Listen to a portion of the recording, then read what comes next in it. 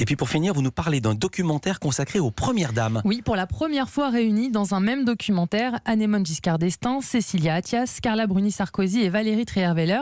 Elles racontent leur vécu, l'accession au pouvoir, ce moment où la vie privée cesse de l'être et ce destin présidentiel qu'elles n'ont pas choisi. C'était pas du tout un rêve d'arriver à l'Élysée, c'était inimaginable. On peut pas rêver des choses qu'on n'imagine jamais.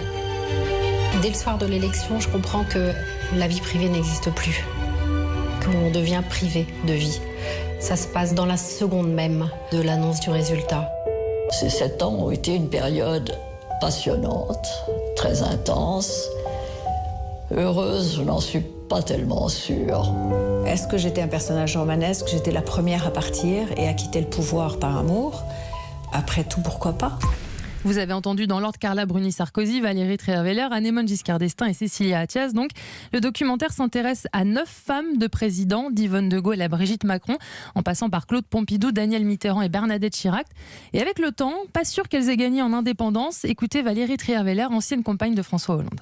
Je pense que les premières dames d'avant avaient beaucoup plus de liberté, beaucoup plus de possibilités.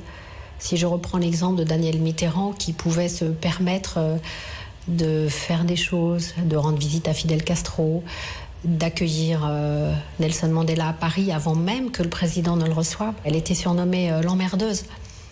Mais quelle emmerdeuse! Le documentaire raconte comment chacune de ces 9 femmes a tenté de se faire une place à l'Élysée, d'entrer ou non dans un moule et comment elles ont parfois été plus que les simples épouses d'eux. Cécilia Attias, qui s'appelait encore Sarkozy à l'époque, raconte ainsi comment elle est intervenue auprès du colonel Kadhafi pour faire libérer 5 infirmières bulgares et un médecin palestinien emprisonné en Libye en 2007. Le colonel Kadhafi était un homme pour le moins complexe et pour le moins incontrôlable.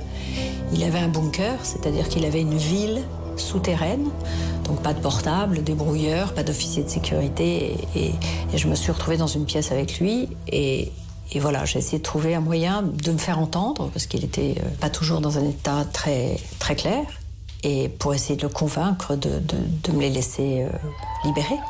À travers le parcours de ces 9 femmes de président, on revit l'histoire et l'évolution des mœurs de la Ve République.